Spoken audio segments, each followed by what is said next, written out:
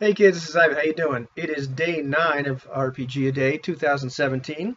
Our question for August 9th is, what is a good RPG to play for about 10 sessions? Hard question for me to answer. But before I get on with the question, it is my youngest daughter's birthday. Kira is 22 years old. It's pretty freaking cool. This is Kira of Secret Tunnel fame. If you look on my channel, you will find the Secret Tunnel video where she sings it with her brand new ukulele last year. So I guess she's had the thing for about a year, so it's probably a couple months later when I brought her up to college again. So yeah, Kira of Secret Tunnel fame. She was born on the exact day that Jerry Garcia died. Not, that really matters, but if you care about such things, kind of interesting. So yeah, I must be getting old, and her sister's going to be 25, September 7th. So man. Anyhow, let's go on with the video, shall we? So yeah, what is a good RPG to play for sessions for about 10 sessions rather? So man, if you watch my channel, if you've heard me talk about like the last question, you know that I'm not a big fan of one shots or of like miniature campaigns. I like open-ended campaigns. And a lot of this has to do with like why I got into the hobby in the first place. I think I made a video about gosh, man, a little while ago now, but it was about like what are role-playing games, why did I get into the hobby, something like that, whatever the heck the video was. Maybe I'll link it. And I talked about one of the big draws for me was that when I read books as a kid, and certainly when I read them now when I have time to read a story, a lot of times I would put the book away and say, man, I wish the story hadn't ended. I would love to see what happens next. I read the Demo trilogy, like I wonder what that unstoppable Barton does next. You watch a movie and you wonder what the guy, the characters do next. That was one of the great things about something like comic books. There's always something next. It's never really going to end.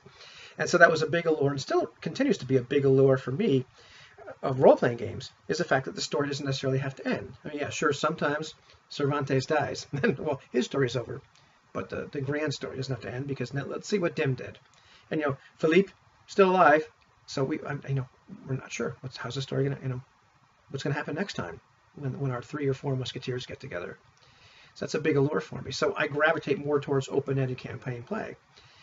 So I had to think about this a little bit, and one of the things I decided to do as well. I'm recording this really on the 8th. It's about I don't know. It's like probably about like 2 or 3 o'clock my time in the afternoon, and I'm just going to set this to upload at midnight, or publish at midnight, like a lot of people do. But already, I know RuneSlinger's already put a blog post out and put a video out, and I intentionally have not watched them. And I know at like 8 o'clock my time, then I'm going to see things from Red Dice Diaries and from Lee Your Humble Game Master. They'll upload their videos. But I am enjoying watching everybody's videos, reading all the blog posts about every single question. But I wanted to kind of see what I answered raw, because I had some ideas that I might answer the same as some people or have leanings that way. But I wanted to just kind of, go raw, without any kind of influence from other people. One of the cool things about this, and here I'm digressing amazingly, but one of the cool things about RPG A Day and just sharing with each other, period. But I think this really lends itself to that, is after we all give our answers, I can check out other people's answers, what they've said, and my opinion gets to be altered a little bit. Maybe not, but a lot of times like, I didn't consider this, I didn't consider that, and I come away with a richer understanding, and maybe my answer after watching all these videos and reading all the blog posts would have been different. I don't know if you had that experience, but I wanted to just do the raw thing. So let's get on with it now, shall we?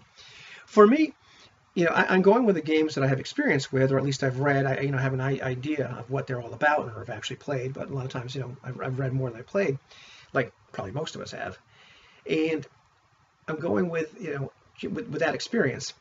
But also, for me, I think I got to back up a little bit before as I was thinking about today, like, man, what am I going to say about this, or what do I think about this? Period.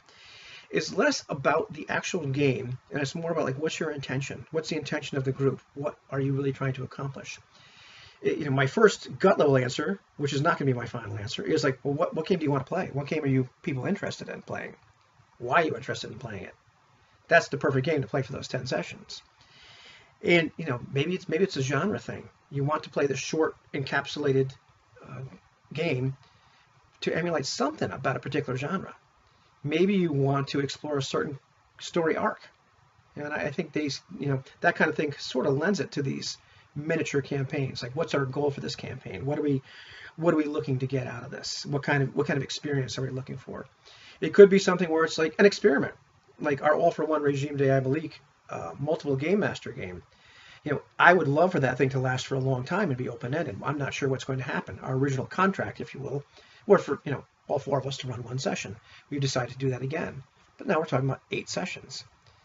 But maybe that's what's going on with you, or what would be one of those perfect things. So we're going to do an experiment. We're going to do it for this long, see how we like it.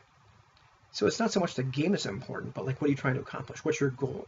That to me is more important, or more relevant to this discussion in a lot of ways. Not so much what the particular game is, because I think you can play all kinds of games in a 10-session format if you want to. I think it's sad often, but you can do that. I think it's more, for me, it's more like, what's the group's intention? What are we really trying to get out of this? Why have we decided we want to play this 10 sessions? Is it simply because we only have that much time? Or, we're just going to experiment and see how it goes? Or do we really have an intention to just do this for 10 sessions? Or whatever it is, this little limited campaign. What are we trying to explore? So I thought about that some more, but then I realized I had the perfect game on my shelf, and I hadn't thought about it. Circle of Hands. If you read this game, part of the intention of this game is that it not necessarily be open-ended.